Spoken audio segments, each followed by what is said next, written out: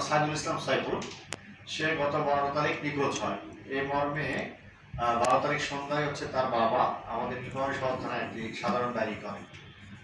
যেহেতু সে এভারগ্রিনে কর্মরত উত্তর এপিজেডে, এবং আপনারা জানেন যে গত এই মাসের শুরুর দিকে আপনার এবার উত্তর এপিজেডের শ্রমিক অসন্তোষ দেখা দেয়, তার পরিপ্রেক্ষিতে আইন শৃঙ্খলা বাহিনীর গুলিতে একজন নিহত হয়।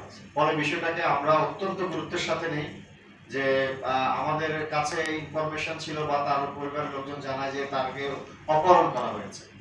এর প্রেক্ষিতে আমরা তাকে আমাদের যে টেকনোলজিক্যাল যে পার্টগুলো আছে এগুলো এবং গোয়েন্দা তথ্যের ভিত্তিতে আমরা তাকে খোঁজাখুঁজি করি।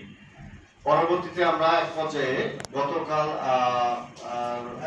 9টা নাগাদ তাকে আমরা সৈয়দপুরের একটা জায়গা, যেটা হচ্ছে সাথী ফার্মেসি একটা জায়গা থেকে তাকে আমরা উদ্ধার করতে সক্ষম হই।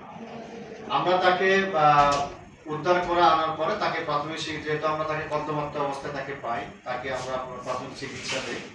তারপরে আমরা এসে তাকে জিজ্ঞাসাবাদ করি এবং আসলে প্রকৃত ঘটনা কি তার রহস্য উদ্ঘাটনের চেষ্টা করি। জিজ্ঞাসাবাদের এক পর্যায়ে সাইদুল ইসলাম জানায় যে সে মূলত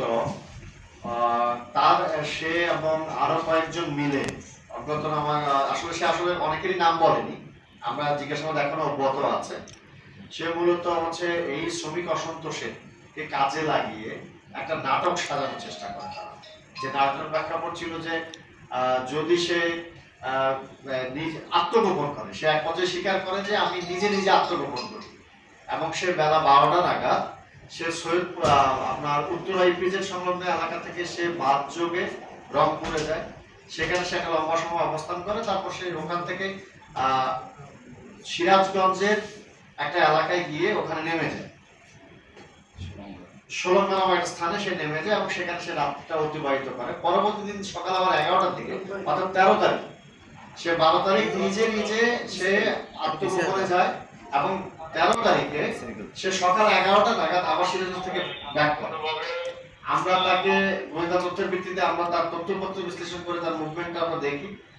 সে বিকাল নাগাদ এসে রংপুরে পৌঁছায়, সন্ধ্যায় এসে সৈয়দপুরে পৌঁছায়। তারপরে সে নিজে তার চাচাতো ভাইকে সে ফোন করে, একটা সন্ধ্যাবেলা ফোন করে বলে যে আমি অমুক জায়গায়, আমাকে অজ্ঞান করে ফেলে রাখা হয়েছে, তোমরা আমাকে নিয়ে যাও।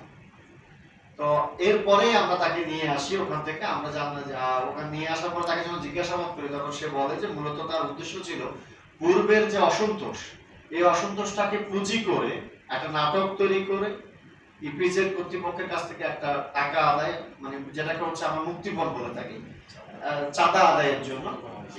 এটার জন্য সে আবার ইপিজেড এর ওই এভারগ্রিনের যে সিকিউরিটি, তাকে ফোনও করা হয়েছে। নয়নমিয়াকে ফোন করে 2 লক্ষ টাকা দাবি করে, এবং তারপরে ওই নাম্বার টাকা দিতে বলে ওই নাম্বারের যথাযথতা যাচাইয়ের জন্য 5,000 টাকা ওরা ক্যাশিংও করে। তো এটা ছিল মূল প্রেক্ষাপট। আসলে তাদের মূল উদ্দেশ্যটা ছিল শ্রমিক অসন্তোষের মাধ্যমে সারা দেশের কলকারখানাগুলোতে একটা শ্রমিকদেরকে পুষলিয়ে একটা অসন্তোষ তৈরি করা এবং দেশব্যাপী দেশের অর্থনৈতিক অবস্থাটাকে দোষিয়ে দেয় এবং দেশের বাপমূর্তি বিদেশের কাছে পূর্ণ করা। এটাই ছিল তাদের মূল লক্ষ্য। আমরা জিজ্ঞাসাবাদের শেষে জানি যে যেহেতু একটা কনস্পিরেসি এবং এটা একটা ক্রিমিনাল কনস্পিরেসি, যার প্রেক্ষিতে আমরা আইনানুগ ব্যবস্থা গ্রহণের জন্য আমরা ব্যবস্থা নিচ্ছি এবং তাদের বিরুদ্ধে নিয়মিত মামলা আমরা রুজু করব। এই ব্যাপারে এখনো ব্যাপক জিজ্ঞাসাবাদ চলমান রয়েছে। পরবর্তীতে আপনাদের বিস্তারিত। আপনারা কোথা থেকে উদ্ধার করছেন? আমরা তাকে উদ্ধার করেছি হচ্ছে সৈয়দপুর বাস স্ট্যান্ড সংলগ্ন সাথী ফার্মেসির পাশ থেকে। কি অবস্থায়?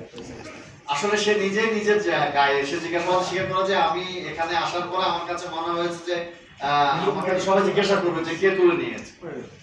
সে একটু ঘাবড়ে গিয়েছিল। পরবর্তীতে সে নিজের গায়ে কাদা মেখে সে ওখানে শুয়েছিল।